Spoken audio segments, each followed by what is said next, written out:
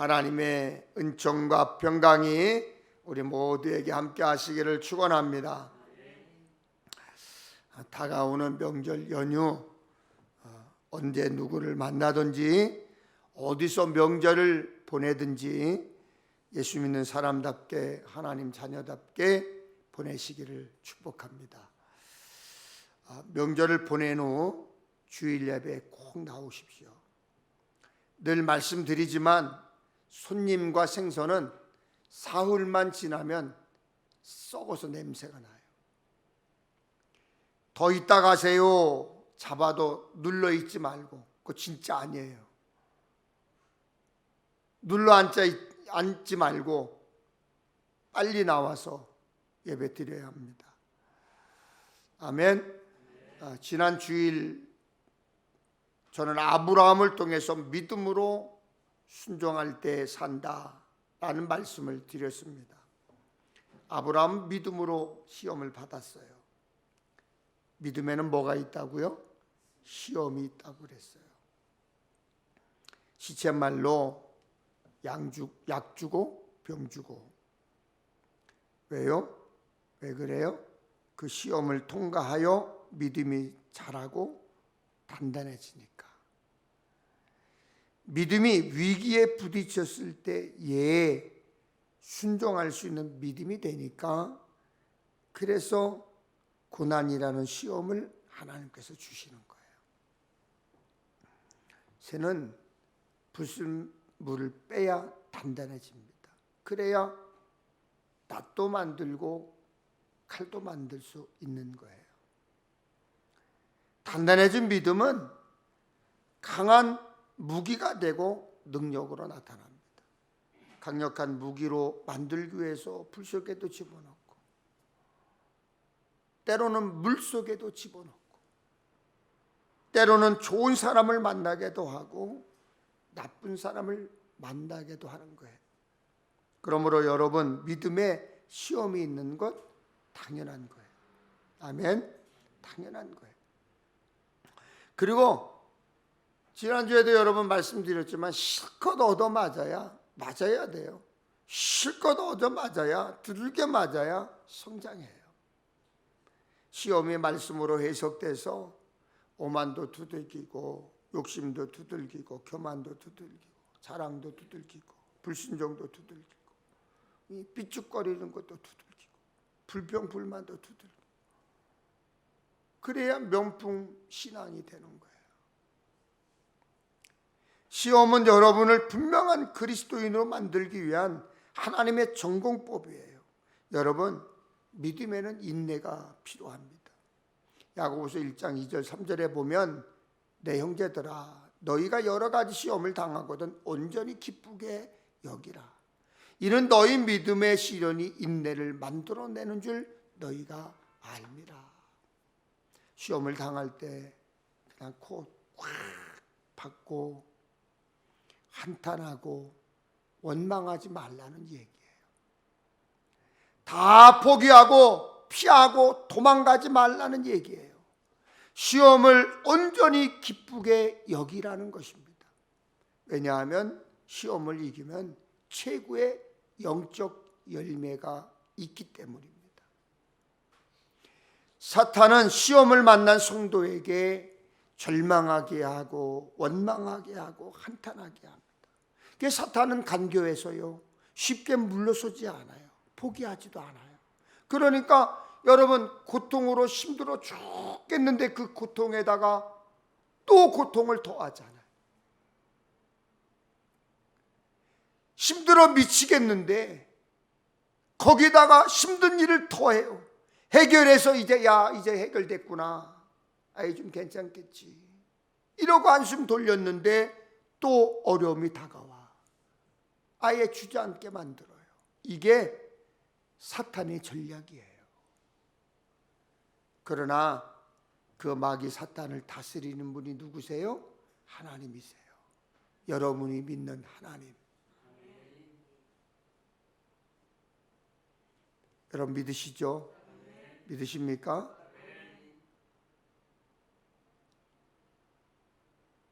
제가 요즘 우리 가족들에게 질문하는 게 있어요. 이거는 우리 가족 누구에게나 질문하고 저한테도 질문하는 거야. 예수 믿어?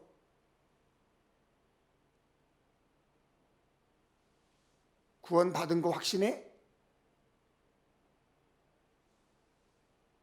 천국 갈 수 있어? 이렇게 물어봐요. 우리 가족들에게. 그런 확신이 없으면 믿음이 없는 거예요. 창세기 22장에서 하나님은 구체적으로 아브라함의 믿음을 시험하죠. 내 아들, 내 사랑하는 독자 이삭을 번제로 드리라. 이삭이 누굽니까? 아브라함이 가장 사랑하고 아끼는 아들입니다. 하나님의 약속으로 받은 아들입니다. 만지면 깨질라, 쥐면 부서질라, 애지중지하는 아들 아닙니까? 그런 아들을 내놔라. 그러시는 거예요, 하나님께서 지금. 아버지인 아브라함의 심장이 어떻겠어요? 지금 쪼개지고 있는 거예요. 사실 이런 명령은 납득하기 어려워요. 순종하기도 어렵죠. 하나님은 아브라함에게 설명도 양해도 부탁도 없었어요. 그냥 명령만 하셨어요. 그러나 사실 이 명령에는 누가 너의 하나님이냐, 내게서 가장 중요한 것이 무엇이냐, 그걸 묻고 있는 거예요. 여러분, 신앙생활에서 우리가 분명히 알아야 하는 사실이 있어요. 그게 우리가 하나님을 위한 존재라는 거예요. 하나님이 나를 위한 존재가 아니라 우리가 하나님을 위한 존재라는 거예요. 내 마음에 들면 순종하고 내 마음에 들지 않으면 불순종하는 선택을 내 마음대로 하게 되면 그것은 믿음이 없는 것입니다. 내가 주인인 신앙은 시험에 들 수밖에 없어요. 이런 사람은 못해, 안 해. 조금만 힘들어도 못해. 조금만 어려워도 나 못해. 하나님 안 믿어. 교회 그만 다닐래. 그럽니다. 그러나 그럼에도 아브라함은 두말 없이 즉시 순종했습니다. 머리로는 이해가 되지 않아요. 그래도 아브라함은 순종했어요.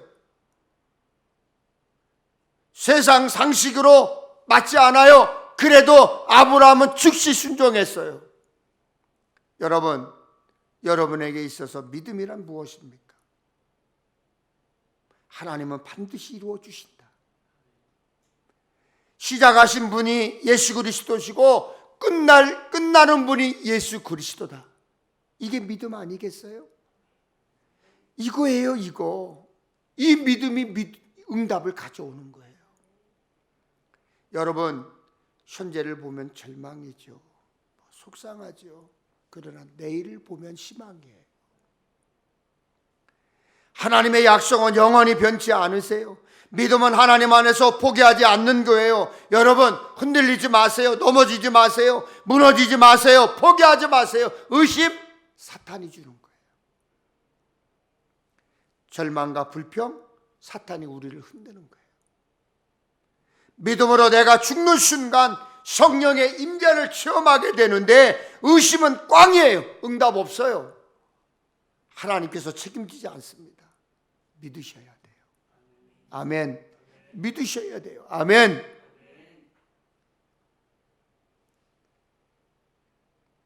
하나님은 누구의 하나님이세요? 나의 하나님이세요. 너의 하나님이 아니에요. 나의 하나님이세요. 나의 하나님. 그 하나님을 믿을 때 하나님께서는 반드시 응답이 있어요. 능력이 나타나요. 여러분에게 있어서 이삭 같은 것이 무엇입니까? 돈입니까?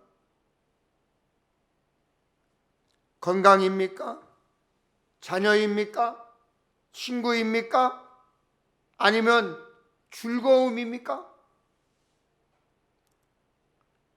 그것이 무엇이든 하나님 때문이라면 포기할 수 있느냐 하는 거예요.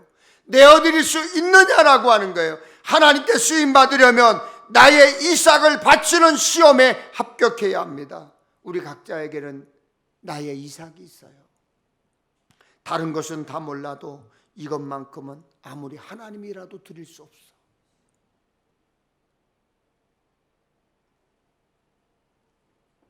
그게 우리의 이삭이에요.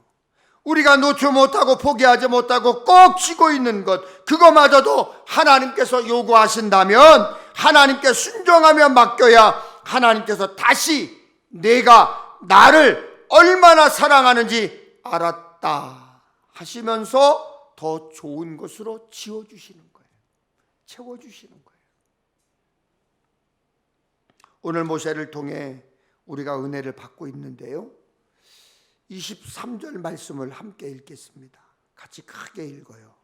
23절 말씀 시작. 믿음으로 모세가 낳았을 때에 그 부모가 아름다운 아이임을 보고 석 달 동안 숨겨 왕의 명령을 무서워하지 아니하였으며, 야곱은 믿음으로 12지파를 축복했지만 그 중에 특히 누구를 더 축복했느냐면 요셉을 축복했어요.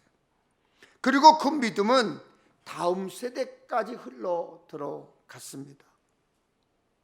모세는 율법의 창시자일 뿐만 아니라 율법의 아버지이기도 했어요. 그렇다면 처음부터 모세가 믿음이 있었느냐? 아니에요.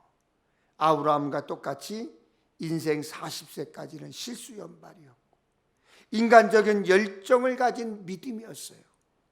그래서 사람을 죽이게 된 거예요, 믿음으로.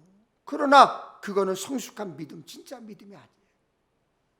여러분, 우리가 교회 처음 나올 때 그가 아무리 머리가 좋고 세상에서 경험이 많고 학문이 많아도 믿음에는 실수하게 되어 있어요. 미성숙하거든요. 그러니까 이런 과정을 거쳐서 예수님이 원하는 믿음으로 차츰 성숙하게 되는 거예요. 아브라함도 어렸을 때는 물론 믿음이 없었죠. 그러나 믿음이 없었지만 아브라함에게는 하나님의 섭리가 있었어요. 믿음은 하나님의 섭리예요. 부모는 자식을 잘 가르치고 싶은 마음이 있어요. 비록 내가 날품을 하는 사람이랄지라도 대학교에 보내고 싶고, 나는 어렸지만 자식은 잘 가르치고 잘 먹이고 입히고 싶은 게 부모의 마음이에요. 이게 부모가 자식을 향한 계획이고 섭리죠. 그러나 자식이 그 부모의 섭리에 반항하고 집을 뛰쳐나가면 부모가 아무리 주고 싶어도 자식에게 줄 수가 없는 거예요. 이미 나가 버렸기 때문에. 받으려면 돌아와야 부모의 사랑은 자식에게 줄 수가 있는 것이죠. 인간도 마찬가지입니다. 우리가 하나님의 섭리 안에 있을 때는 섭리의 보호를 받을 수 있지만 그걸 거부하고 반항하면 하나님의 섭리와 축복을 받을 수 없는 것이죠. 모세의 믿음은 그가 태어나기 전, 또 태어나서 아무것도 모르는 어린 시절 모세의 믿음이 어떻게 성장을 했겠습니까? 부모의 믿음에 따라서 그 아들의 믿음이 성장했다는 거예요. 그래서 부모의 신앙생활 매우 중요해요. 강조를 해도 또 강조를 해도 괜찮아요. 그만큼 부모의 신앙이 중요해요. 아이고, 목사님, 우리 애가 왜 그래? 우리 애는 왜 그렇죠? 여러분, 죄송한 얘기지만 제 입으로 여러분 상처받을까 봐 말할 수 없지만 여러분 신앙이 그랬기 때문에 자식들이 그런 거예요. 죄송한 얘기지만. 그런데 지금 보세요. 부모의 신앙생활이 매우 중요한데 아이는 모르잖아요. 어린애가 뭘 알겠어요? 부모가 아이의 믿음을 지켜주고 바른 길로 인도해 주는 것이죠. 믿음이 게임처럼 재미있고 기쁘면 누가 안 하겠어요? 근데 믿음을 보면 규칙을 지켜야 되고, 해야 할 거 해야 하고, 하지 말아야 할 거 멈춰야 되고, 내 식감과 다르고 내 본성은 노는 걸 좋아하는데, 좋은 걸 좋아하는데, 즐기는 걸 좋아하는데 믿음은 그렇게 하지 말래요. 그러니까 그것을 지키는 것은 죄를 가진 인간의 자유와 본성에 배반하는 거예요. 그래서 억지로 하는 거예요. 때로는 매를 들기도 하는 거예요. 때로는 야단을 쳐야 하는 것이죠. 때로는 심에 붙일 정도로 두들겨야 하는 것이죠. 그래서 바른 길로 가도록 하는 것이 부모의 역할이 아니겠습니까? 그러나 너무 야단치다가 보면 자식이 그 다음에 부모의 말을 듣지 않기 시작해요. 야단치는 게 습관이 되고 간습이 되면 전달이 안 돼요. 모세의 믿음은 모세의 부모로부터 왔다는 것입니다. 출애굽기에 보면 이스라엘 자손이 아주 건강하게 아기도 잘 낳고 아무리 힘들게 곤욕을 치러도 이스라엘 백성은 이상하게 잘 돼요. 넘어져도 괜찮고 깨어져도 괜찮고 앞으로 가도 뒤로 가도 괜찮아요. 뭘 하나 망하지 않고 안 망해요. 다 똑같아요. 이 하나님의 섭리가 있기 때문에 죽을 것 같아도 안 죽어요. 망할 것 같은데도 안 망해요. 저주가 임할 것 같은데도 저주를 헤쳐나가요. 요한계시록에 보면 죽음이 나를 피해간다는 말도 있어요. 그게 하나님의 섭리예요. 우리 민족이 하나님의 섭리 가운데 있기 때문에 저는 절대 망하지 않는다고 생각해요. 그렇게 믿고 있어요. 여러분, 협박과 공갈로 망하는 민족 없어요. 제가 소련의 마지막 이제 무너질 때에 대통령이었던 고르바초프의 자서전을 읽고 엄청난 감동을 받았어요. 소련이 막 무너질 때 레이건 대통령이 고르바초프를 개인적으로 전도했다는 이야기예요. 이제 미국의 레이건 대통령과 소련의 고르바초프 대통령이 정상회담을 하고 끝난 다음에 둘이 만났을 때 레이건 대통령이 고르바초프에게 복음을 전했다는 거예요. 그런데 놀랍게도 고르바초프의 자서전에 소련이 무너진 것은 자기가 하나님을 받아들이면서부터 소련이 무너졌다라고 고백을 하고 있어요. 여러분, 남북이 평화를 통일되려면 대통령이 북한의 김정은을 만난다고 되는 게 아니에요. 하나님의 섭리와 뜻이 임하도록 우리가 믿음으로 기도해야 통일이 되는 거예요. 위기를 느낀 애굽 왕은 이스라엘의 산파들을 시켜서 아들을 낳으면 다 죽이라고 명령하잖아요. 그런데 이스라엘 산파들이 하나님을 경외했기 때문에 왕의 말을 듣지 않았어요. 아이들을 다 살려놨어요. 그래서 출애굽기 1장 20절 21절을 보면 재미있는 일이 있어요. 하나님이 그 산파들에게 은혜를 베푸시니 그 백성은 번성하고 매우 강해지니라. 그 산파들은 하나님을 경외하였으므로 하나님이 그들의 집안을 흥왕하게 하신지라. 하나님이 이스라엘 산파를 축복하셨습니다. 하나님의 말씀을 더 위대하게 보고 왕의 명령을 듣지 않았어요. 하나님의 말씀에는 이런 능력이 나타나는 거예요. 애들이 건강하게 자라니까 한 단계 더 높은 경보를 낸 거예요. 이스라엘의 히브리인 중에 남자를 낳으면 큰 강에 버려서 죽게 하라. 이게 명령이에요. 여러분, 얼마나 풍전등화와 같은 위기입니까? 애를 낳으면 자기 손으로 강가에 던져야 돼요. 그렇지 않으면 큰 재앙이 일어나는 것이죠. 산파들이 남자아이를 살릴 수 있었던 것은 이스라엘에 대한 애국심이 있었어요. 그 애국심보다 한 단계 위가 뭐냐? 믿음이에요. 하나님 말씀에 순종하는 거예요. 이런 살벌하고 무시무시한 환경 속에서 모세의 부모는 모세를 잉태를 했고 낳고 죽일 수가 없어서 몰래 아이를 키우기 시작을 했어요. 아이를 키우다 보니까 그때 그대로 있으면 괜찮겠는데 시간이 지나면서 아이가 자라잖아요. 그러니까 이제 키울 수가 없는 거예요. 더 이상 숨겨서 키울 수가 없었죠. 여기서 발견하는 또 하나의 믿음의 본질이 있어요. 세상 법보다 하나님의 법이 더 두렵다는 거예요. 세상의 법보다 하나님의 법이 더 무겁다는 거예요. 그건 질서를 안 지키겠다 그런 뜻이 아니에요. 하나님을 더 경외한다는 뜻이죠. 그러나 대부분의 사람들은 세상 법을 더 두려워합니다. 믿음은 믿음을 낳습니다. 믿음에서 믿음에 이르게 합니다. 성경에는 모세의 아버지 어머니 이름이 나오지 않아요. 레위 지파라는 말만 나옵니다. 레위 지파의 한 남자와 한 여자가 결혼을 했는데 그 사이에 태어난 것이죠. 이 사람들은 믿음의 사람이었어요.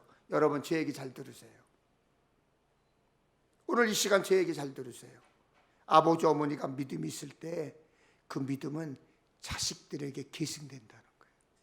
내려간다는 거예요. 그럼 문제가 있잖아요. 아빠, 남편은 예수 안 믿고 엄마, 아내만 예수를 믿을 때 어떻게 하느냐? 아이를 키우면서요, 가슴에 품고 기도하면서 키워야 돼요. 아멘. 그럼 자녀가 어릴 땐 몰라도요, 성장하면서 어머니의 믿음 속에서 자라는 거예요. 여러분, 그래서 어머니의 성경책이라는 찬송가도 그런 경험에서 나온 거예요. 모세의 아버지와 모세 어머니는 모세의 남다른 점을 보고 왕의 명령을 두려워하지 않고 키웠던 거예요. 여러분, 남다르다는 뜻이 무엇입니까? 모세가 키우다 보니 굉장히 특이해요. 어렸을 때부터 특이하다는 것은 잘생겼다거나 눈이 또렷하다거나 그런 뜻이 아니고 하나님의 섭리가 모세에게 있는 것을 부모가 발견한 거예요. 여러분도 여러분의 자녀가 하나님의 섭리 속에서 성장하고 있다는 것을 발견하기를 바랍니다. 아무리 그 아이가 똑똑하고 잘났고 월등해도 하나님이 함께 하시면 소용이 없어요. 소용이 없어요. 내 아이가 어렸을 때 천재같이 보여요? 특별하게 보호하라는 것이 아닙니다. 하나님의 섭리 안에 있는 아이를 내가 키운다, 하나님의 뜻 안에서 내가 말씀으로 키운다, 이런 생각을 자식을 향해 갖는 게 중요하다는 거예요. 옛날이나 지금에나 우리 아이는 다 소중해요. 하나님을 위해서 큰 일을 할 사람들이에요. 믿고 기도하고 믿음으로 그 아이를 기다리고 바라보셔야 되는 거예요.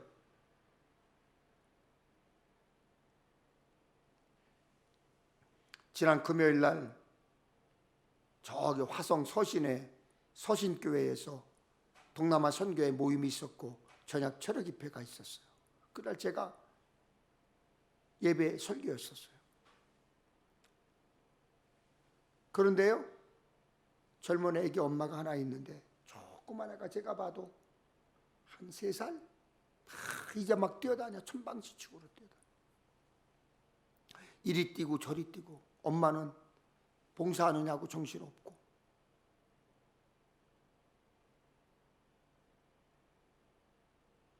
근데 할아버지 마음에는 다칠 것 같아. 아유, 쟤 좀 붙잡아 누가. 그 집사님이래요. 집사님 좀 잡아. 그랬더니 목사님 괜찮아요, 교회라. 목사님 괜찮아요, 교회라.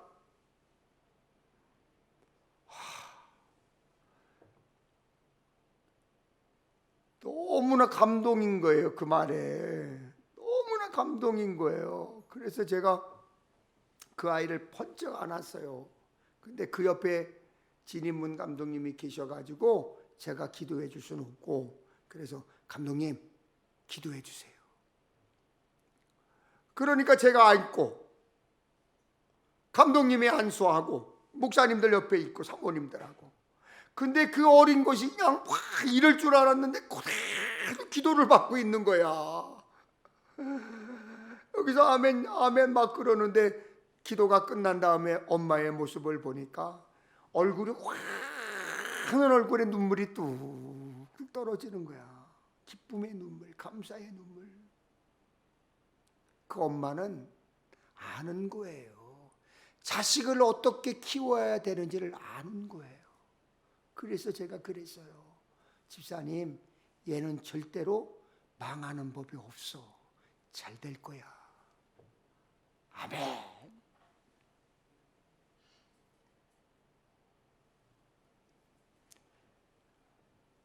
모세의 아버지 어머니는 더 이상 아이를 키울 수가 없었어요. 간거에 일로 바쳐서 죽일 수도 없었어요. 스스로 나일강에 가서 자기 아이를 던질 수도 없었어요. 그런데 여기서 또 모세의 부모에게 배우는 게 있어요. 믿음의 사람에게는 언제나 위기 때마다 위기를 돌파할 수 있는 지혜와 지식을 하나님이 주신다는 거예요. 여러분이 어떤 위기에 부딪혔을 때 하나님의 사람에게는 반드시 피할 길을 하나님 주시는 거예요.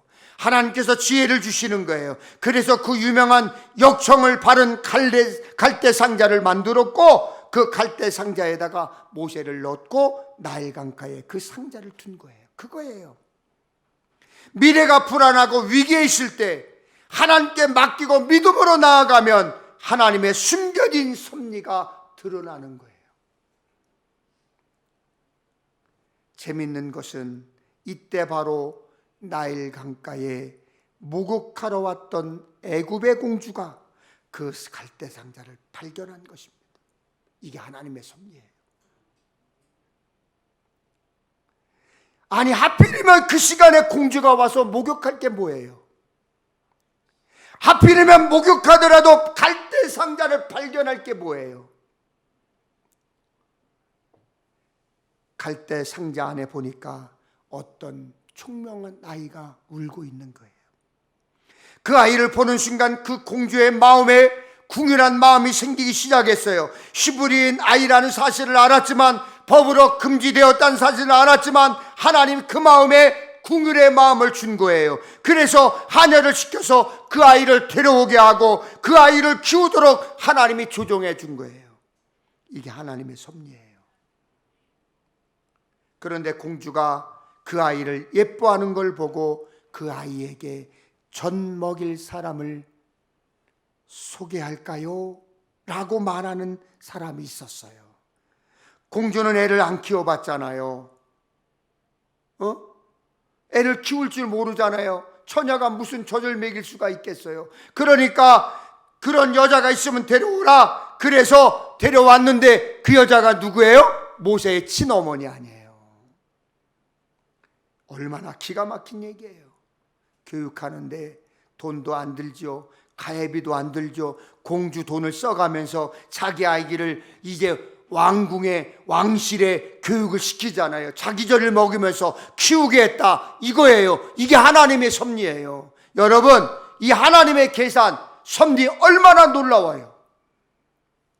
그래서요, 여러분에게 어떤 어려움이 와도 두려워하지 마세요.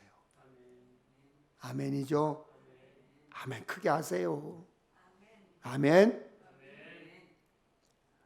다 하나님의 계산 안에 있어요. 가난하면 가난한 대로, 부유하면 부유한 대로 다 하나님의 섭리 안에 살아가기 때문에 여러분 걱정할 것 없어요. 죽으면 죽는 거고 죽다가 살아나면 사는 거고, 이 하나님의 섭리가 내 마음에 팍 들어있으면 뭐가 와요? 평화가 와요. 기쁨이 와요. 두려움 대신에, 불안 대신에 평화와 기쁨을 하나님 주시는 거예요. 로마서 8장 28절에 우리 함께 읽겠어요. 크게 읽으세요. 시작. 우리가 알거니와 하나님을 사랑하는 자 곧 그의 뜻대로 부르심을 입은 자들에게는 모든 것이 합력하여 선을 이루느니라. 성령 안에서 모든 것이 합력하여 선을 이룬다. 할렐루야.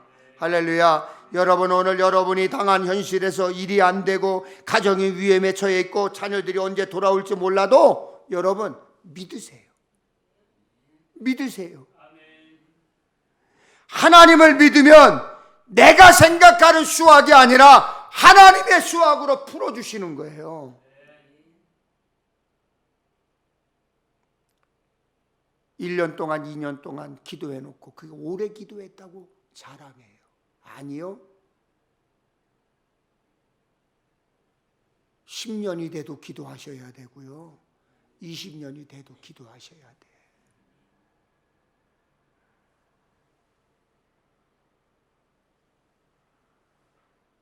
24절을 같이 읽습니다. 시작. 믿음으로 모세는 창성하여 바로의 공주의 아들이라 칭함받기를 거절하고, 자 여기서 우리가 하나 더 배우는 게 있어요. 모세의 어머니가 꿈에도 그리던 자기 아들을 이제 유모라는 입장에서 키울 때 아이를 품에 안을 때마다 부모 입장에서, 엄마 입장에서 얼마나 기도했겠어요, 여러분. 자기 자식이라고 말도 못하고 얼마나 기도했겠어요. 저도요, 제 큰아들 배명 목사를 품고 얼마나 기도했는지 몰라요. 명희가 집에 들어오면 무릎을 꿇어요. 누가 무릎을 꿇어요? 제가 꿇어요. 저희 집사람도 무릎을 꿇어요. 그리고 기도해요. 아이를 축복해요. 명희가 컸을 때 자기도 모르는 사이에 부모의 믿음 안에서 하나님의 섭리에 따라서 자란 것이죠.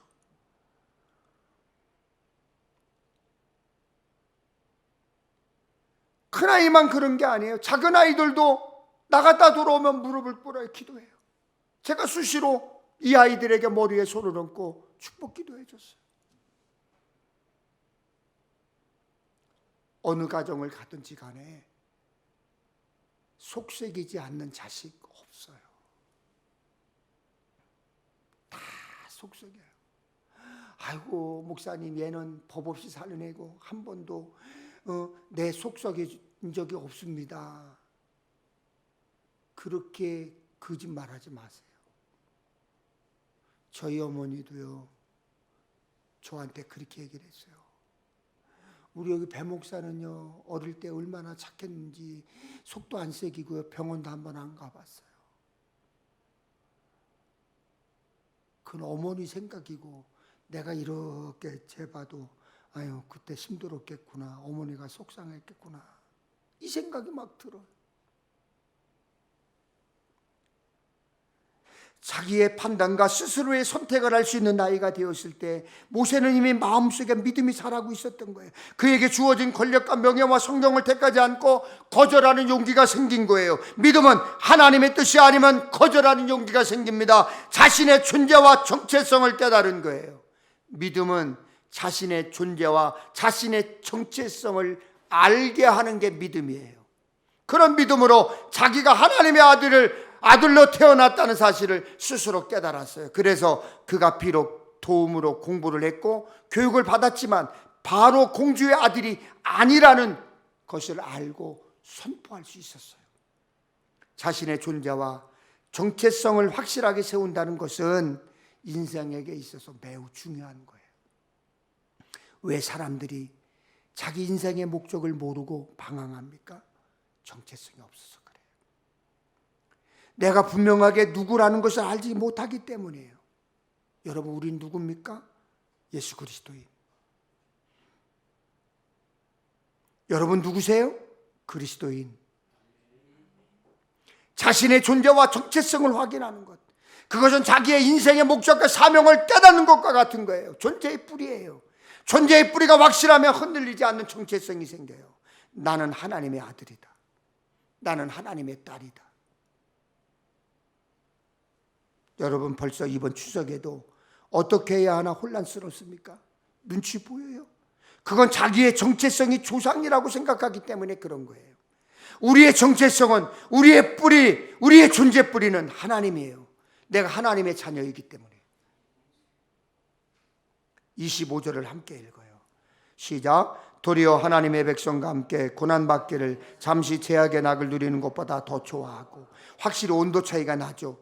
믿음은 순간이 아니고 영원이에요. 믿음은 즐기는 것보다 고난받기를 더 좋아해요. 하나님을 위해서라면 세상의 어떤 이익도 쾌락도 유혹도 거절하고 포기할 용기가 생기는 거예요. 소유보다 더 중요한 것은 자기의 정체성이에요. 하나님의 자녀라는 자신의 정체성과 명분은 인생을 흔들림 없이 살아가게 하는 뿌리와 같은 거예요. 26절을 또 읽겠습니다. 시작. 그리스도를 위하여 받는 수모를 애굽의 모든 보화보다 더 큰 재물로 여겼으니 이는 상 주심을 바라봄이라. 히브리서 저자는 여기서 아주 재미있는 말을 쓰고 있어요. 구약의 출애굽 사건을 신약의 예수 그리스도의 사건과 연결시키고 있어요. 명예와 권력, 부보다 더 가치 있는 것은 그리스도를 위한 고난과 수치를 받는 거라는 거예요. 그리고 구약 당시에는 예수가 없었잖아요. 저자는 구약의 사건이 몇천 년이 지나도 그건 예수의 사건이라는 말입니다. 이런 의미에서 우리에게 주어진 모든 사건은 예수 사건이에요. 내가 직업을 갖는 것도, 내가 가정을 갖는 것도, 내가 질병을 얻는 것도 다 예수 사건이에요. 고난도 예수 사건이에요. 애굽의 보화보다 예수 그리스도의 순환과 고난에 동참하는 것이 더 가치 있는 일이라는 것을 이 모세가 알았어요. 모세가 어찌 그리스도를 알았겠습니까? 그리스도를 위한 고난과 순환이 무엇인지 그리스도를 본 적도 없고 불러본 적도 없었지만 믿음의 조상들은 예수를 알았어요. 그래서 이삭을 내가 바쳤지만 살아날 것도 알았고, 그리고 모세가 자기 아들 이삭을 데리고 제사하러 갔을 때 그 아래에서 찾아본 거예요.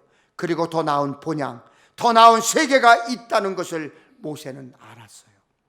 천국에는 상급이 있다는 것도 알았어요. 천국은 가지만 상급이 없는 사람들 있어요. 그러나 천국에 가면 성경대로 영광스러운 자리에 가고, 바울이 말한 것처럼 1천층, 2천층, 3천층 있다는 사실도 딱 아는 거예요. 구약의 모든 사건이 예수 사건이라는 것을 믿음으로 한 거예요. 여러분, 그건 공부해서 하는 게 아니에요. 나는 여러분 마음속에 이 믿음이 있기를 축원합니다. 천국이 있다는 사실을 알면 이 세상에서 자기 마음대로 살 수 없어요. 천국이 있다는 것 알면 거짓말 못하면서, 거짓말하면서 못 삽니다. 막말하면서 못 살아요. 믿음은 미래를 보는 능력이고 영혼을 보는 능력이에요. 여러분, 그거 느껴지십니까? 그거 알아지십니까? 27절을 보세요. 같이 읽습니다. 믿음으로 애굽을 떠나 왕의 노함을 무서워하지 아니하고 곧 보이지 아니하는 자를 보는 것 같이 하여 참았으며, 믿음은 권력을 두려워하지 않습니다. 믿음은 폭력과 위험을 두려워하지 않습니다. 믿음은 왕의 진노를 두려워하지 않습니다. 그가 항상 추구하는 것은 하나님 뜻, 할렐루야, 하나님 나라, 할렐루야, 천국이에요. 무엇을 먹을까, 무엇을 입을까, 무엇을 마실까 염려하지 말라.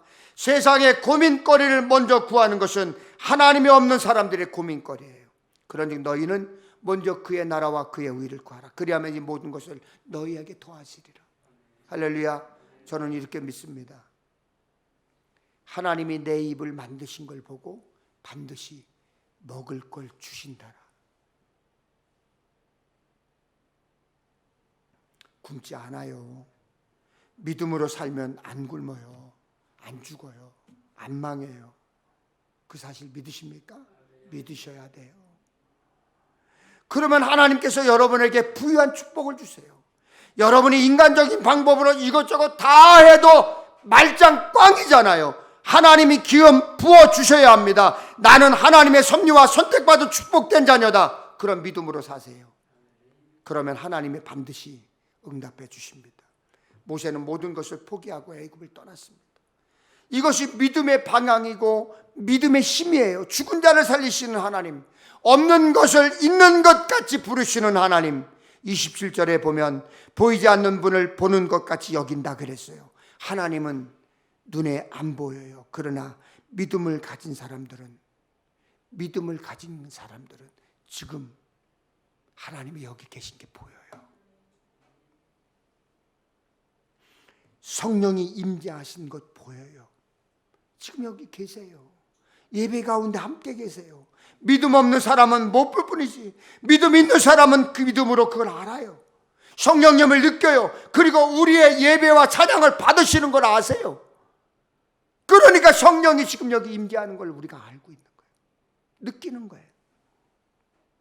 믿음으로 유월절과 피 뿌리는 의식을 통해 처음 만난 것을 죽이는 자가 그들을 해치지 못하도록 했습니다. 모세가 이걸 어떻게 알았을까요? 모세가 이걸 어떻게 알았을까요? 유월절이 예수 그리스도의 십자가 보혈의 피라는 것을, 십자가도 본 적도 없고 예수를 본 적도 없지만 그러나 유월절 의식이 예수 그리스도의 대속을 의미한다는 것을 믿음으로, 영감으로 모세는 알았어요. 모세가 아브라함이 천국을 사모한 것처럼 내 몸, 내 마음의 고향은 달라요. 예수 그리스도의 일생이, 삶이 내게 느껴지는 거예요. 그래서 나는 예수처럼 살아야 되겠다. 그게 자연히 생성되는 거예요. 믿음의 조상들은 하나님의 약속을 믿고 나아갔지만 그게 먼 훗날 예수 그리스도에게서 연결된다는 사실을 알게 된 것이죠. 그때 믿음의 사람들이 살아있을 동안에는 몰랐어요. 그러나 어쩐지 이 믿음을 가지면 하나님과 친밀해지고 하나님과 하나가 되고 가까워지고 예수 그리스도의 십자가 고난이 이해되고 죽음이 이해되고 부활이 이해되고 천국이 이해되는 나는 여러분의 마음속에 이런 믿음이, 이런 하나님의 나라가 가득 채워지기를 축복합니다. 성령 받은 사람들은 천국이 내 곁에 있다는 것을 아는 거예요. 믿음으로 천국을 보고 믿음으로 예수의 고난도 보고 믿음으로 유월절과 피 뿌리는 의식도 보고 이 모든 것이 십자가의 사건에서 예수 사건에서 완성됐다는 사실을 알게 되는 것이죠. 그리스도의 사건이 없는 믿음은 공허한 믿음이에요. 예수가 없는 믿음 가짜예요. 인간적인 믿음, 바람에 날리는 교와 같은 믿음에 불과해요. 믿습니다 해봤자 입만 아프지 얻어지는 게 아무것도 없어요. 주일 예배 드려요? 왜 드려요? 교회 와서 왜 봉사해요? 여러분 왜 헌금하세요? 사람 보고 하지 마세요. 알아주니까 하지 마세요. 내 재주고 은사니까 하는 거예요. 믿음이니까 하는 거예요. 하나님이 섭리니까 하는 거예요. 여러분 다른 사람 눈치 보고 다른 사람 때문에 하지 마세요. 믿음으로 하는 거예요. 예수님 바라보고 그럴 때는 불평과 원망도 피곤함도 없어요. 봉사하는 것 자체가 천국이고 기쁨이고 감사해요. 이렇듯 참된 믿음이 여러분 안에 뿌리 내리기를 축원합니다. 옛날 우리 믿음의 조상들은 보지 못하고 멀리서 봤어요. 보지 못하는 것을 보지 못하고 살았어요. 지금 어떻습니까? 예수님이 다 보여주셨어요. 그런데 우리는 옛날 믿음의 조상들만큼 믿음이 없어요. 또 의심하고 또 갈등하고 또 흔들고 오늘 잘 믿다가 내일 흔들리고 그래요. 지난주에도 여러분에게 말씀을 드렸지만 하나님께서 저에게 기도할 때마다 기도할 때마다 음성을 들려주시는 거예요. 히브리서 11장을 전하라. 그럼 저는 제 마음대로 11장이 아니라 히브리서를 정해야 되겠구나. 12서를 계속 읽었어요. 하나님이 멈추시는 거예요.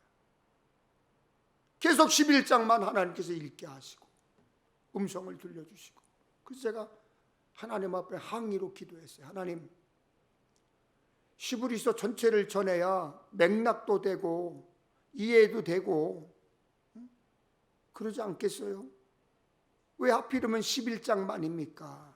하나님 두 말 없어요. 설명도 없었어요. 그냥 해. 내가 책임질게.